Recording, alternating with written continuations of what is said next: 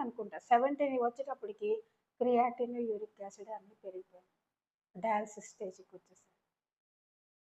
సరే వచ్చారు. నేను డయాలిసిస్ లేకుండానే దేవుడి దయ వల్ల బాగా విశ్వం ఇచ్చిన దీన్ని బట్టి నేను తగ్గించడం జరిగింది. 1కి వచ్చింది క్రియాటిన్. తర్వాత మా హస్బెండ్‌కి హెల్త్ బాలేకపోతే నేను అవైలబుల్ లేక నేను మా హస్బెండ్‌కి కొంచెం హార్ట్ ప్రాబ్లమ్ ఉంటే నేను ఒంగోలుకి రావడం జరిగింది. ఈలోపు నేను ఆ అబ్బాయికి అందుబాటులో లేకుండా పోయాను. ఆ అబ్బాయి ఏం చేశాడంటే ఒక బోండాలు అవన్నీ అంటే కొంచెం రెస్ట్రిక్ట్ లేకుండా ఒక్కసారిగా వదిలేటప్పటికి నాలుక కదండీ పెద్ద పెద్ద వాళ్ళే ఈ ఇంద్రియాల నిగ్రహం కోల్పోతారు. పసిబిడ్డ వాడు ఏం చేస్తాడు? అది తప్పు ఎవరిది? తల్లిదండ్రులది.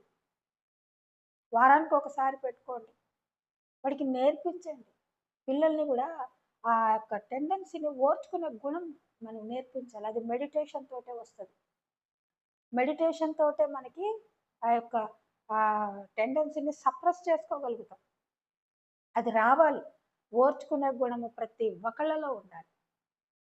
అలా ఉన్నప్పుడే జీవితాన్ని దాటగలం. ఏదంటే అది 90% ఆఫ్ ది పీపుల్ ఈ నాలుక మీద ఫుడ్‌కే ఖర్చు పెడుతున్నాం. చూసుకోండి కావాలంటే. ఫుడ్ మీదే ఐబ్యాక్ ఐస్ క్రీము, ఇస్మాయిల్ బిర్యానీలు అన్నీ చూడండి. ఎన్ని ఫుడ్ స్టాల్స్ మంచిదే. కానీ ఒక డిసిప్లిన్ ఉండాలి కదా! మొన్న ఈ పిల్లవాడి సంగతి చెప్పి నేను ఇంకోటి దానికెళ్తా. ఆ అబ్బాయి బాగా బోండాలు అవి ఇవి బాగా తినేసాడు. తినేసిన తర్వాత చెయ్యి దాటిపోయింది. చెయ్యి దాటిపోతే ఇక మళ్ళీ మనిషి ఆశ కదా! ఏదో పూజలు అవి ఇవి చేస్తే. ఎనీహౌ వాడు 19 బిలోయే చనిపోయాడు. ఇక అది అది చూసినప్పుడు చాలా పెయినేసింది. చాలా పెయినేసింది. అందుకని మీరు లివర్‌ని చాలా చాలా జాగ్రత్తగా వాడుకోవాలని నేను మీరందరూ బాగుండాలని మనస్ఫూర్తిగా కోరుకుంటున్నాను. దానికి సంబంధించి మీకు ఇంకా ఏమన్నా వివరాలు కావాలన్నా గూడా నేను చెప్తాను. అట్లాగే షుగర్‌కి గూడా మన దగ్గర చేదు పౌడర్స్ దొరుకుతాయి. చేదు పౌడర్స్ మీరు ఇంట్లో చేసుకున్నది చెప్తాను. ఏం పర్వాలేదు. శుభ్రంగా చేసుకోండి. అందరూ చేసుకొని తినండి.